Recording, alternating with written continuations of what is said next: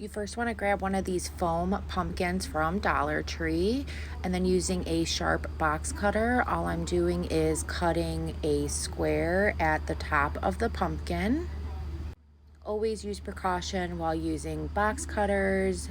Just be careful that you don't end up hurting yourself. And now you should have this nice square at the top with the opening at the bottom.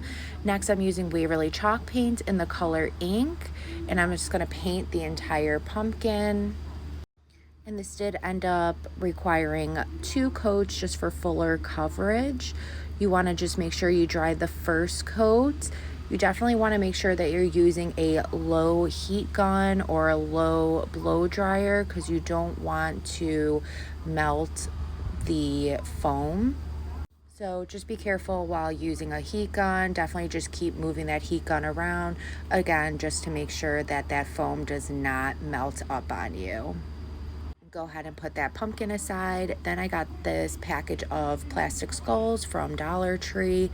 I'm using the end of my heat gun just to poke some holes on the side of the skulls. And I did this in about the middle part of each of the skulls. So this is just gonna help for when I use my scissors to cut up the rest of the skull, because what I want to do is separate the front of the skull to the back of the skull. Now you could use a pair of scissors, you could use box cutters, you could use a wood burning tool or your hot glue gun all throughout. I just decided just to use a pair of scissors. It was really easy just to cut the plastic apart. And again, if you're using scissors or a box cutter, just use precaution when doing this so you don't end up hurting yourself. And I did this to a total of 5 of those skulls.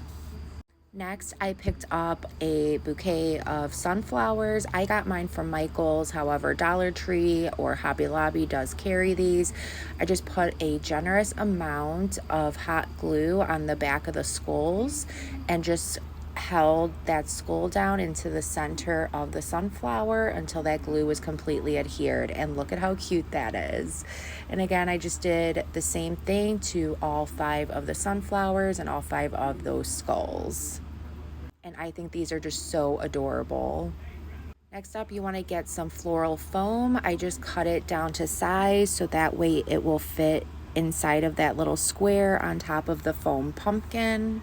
And once I had the right size, I did just put a generous amount of hot glue on the bottom of the floral foam so that way it's not moving around inside of the pumpkin foam. And then I picked up some of this Spanish moss, also came from Dollar Tree, just putting a generous amount of hot glue on top of the pumpkin, carefully placing that Spanish moss right on top. And I just covered the entire top portion of the pumpkin. Just make sure you don't cover up that floral foam. And then you could go ahead and start putting in your sunflowers to your liking. And again, I think this just came out so adorable. This would be great if you're having a Halloween wedding. This is great for a little centerpiece on your dining room table or your kitchen table, but definitely super easy and super inexpensive to create. So as always, I hope this inspires you guys to create your own. If it did, please be sure to sprinkle the love. Thank you so much, and I hope y'all have a good rest of your day. Thanks. Bye.